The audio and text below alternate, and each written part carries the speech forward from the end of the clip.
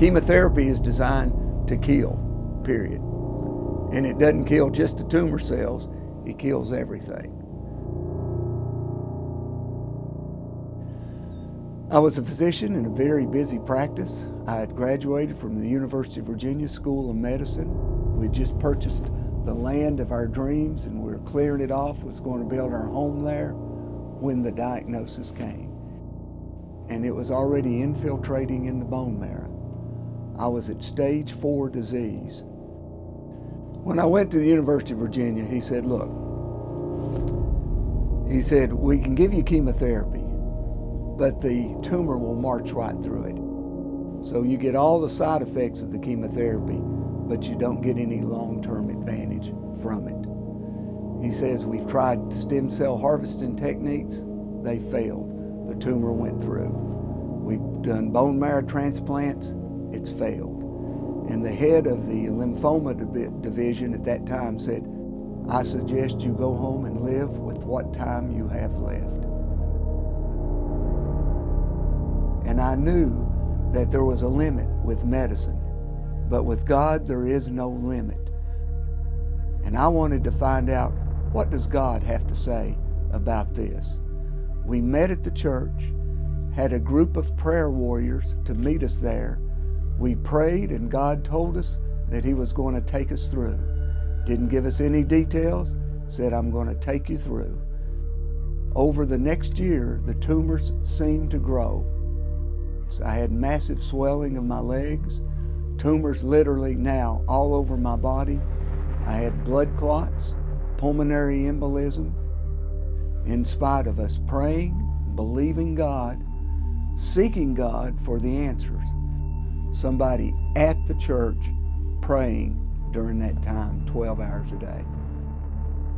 And they prayed literally 40 days. Took a weekend off and came back for another 40 days of prayer. 800 people in our small town of 5,000 came out and joined hands around the football field in October, praying for me specifically, as well as against cancer. I was now bedridden. I had massive tumors on my neck, the size of apples, tumors the size of cantaloupes under my arm, footballs all engorged in my abdomen. I called my oncologist, and when he saw me, he couldn't believe the advance of the tumor that was in my body. He came to my wife and said, we're going to try some chemotherapy. We're going to give him second-line agents and hopefully temporize this till Christmas time. Chemotherapy is designed to kill, period. And it doesn't kill just the tumor cells, it kills everything.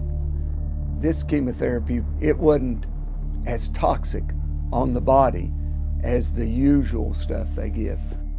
They were hoping at best it would temporize, slow down the progression of this cancer, and instead it melted literally in front of your eyes.